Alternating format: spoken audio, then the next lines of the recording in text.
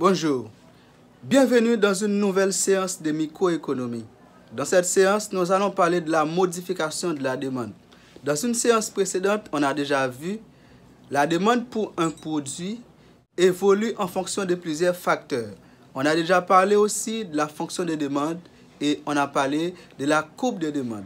Dans cette séance, nous allons voir comment la courbe de demande peut être modifiée. Donc, l'évolution de la demande en fonction des facteurs qui ont une influence soit positive ou négative sur la quantité demandée.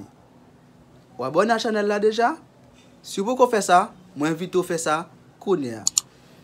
Nous allons voir comment une demande peut varier en fonction de plusieurs facteurs. La modification de la demande peut diviser en deux parties, soit une modification plutôt le long de la courbe de demande ou un déplacement de la courbe.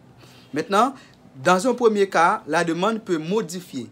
On parle d'une modification le long de la courbe de demande si et seulement si le prix varie et les autres facteurs qui ont une influence sur la demande restent constants. Dans ce cas-là, on dit que si le prix varie et les autres déterminants restent constants, on parle d'une modification le long de la courbe de demande. Dans ce cas-là, on dit qu'il y a une corrélation négative entre le prix et la quantité demandée.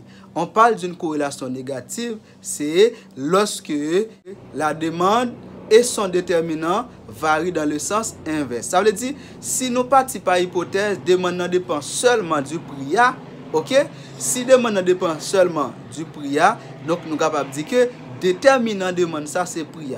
Si le prix varie dans le sens inverse que demande, prix qui c'est déterminant, ça nous dit il y a, c'est ce qu'on appelle la corrélation négative. Pour une corrélation négative, nous sommes capables d'une courbe qui est présentée dans le sens pareil. Nous voyons que la demande et le prix varient dans le sens inverse. Donc, au niveau de la courbe de demande, la quantité demandée doit être toujours placée en abscisse et le prix en ordonnée. Donc, le prix diminue en ordonnée, la demande se déplace vers la droite sur l'axe des abscisses. Donc, ça, c'est pour ça qu'il y a un rapport avec corrélation négative là, qui c'est déplacement le long de la courbe de demande. Pour la deuxième partie, on voit le déplacement complet de la courbe de demande. Courbe de demande qui est déplacée complètement. Courbe de demande déplacée complètement, c'est lorsque le prix reste constant et l'un des autres facteurs varie. Par exemple, prix des autres biens, taille population, revenu consommateur, etc., etc. Donc, ça veut dire, donc, si le prix a été constant, c'est l'autre facteur qui varie.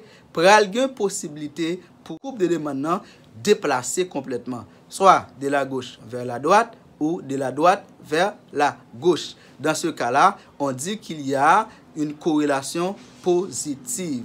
On parle de corrélation positive, c'est lorsque la demande et son déterminant varient dans le même sens. Puisque il y a une augmentation au niveau revenu consommateur, mais le prix reste constant, donc nous la demande s'agrandit parce que la demande passe de la gauche vers la droite. J'en ai regardé courbe de demande avec moi là.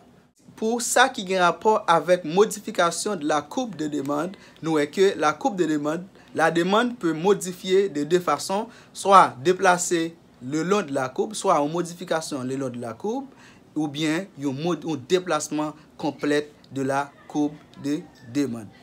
Voilà, nous sommes arrivés à la fin de cette vidéo. J'espère que ça a été bien pour tout le monde. Pas oublier, si vous avez une question, toujours poser dans les commentaires, nous pouvons toujours répondre.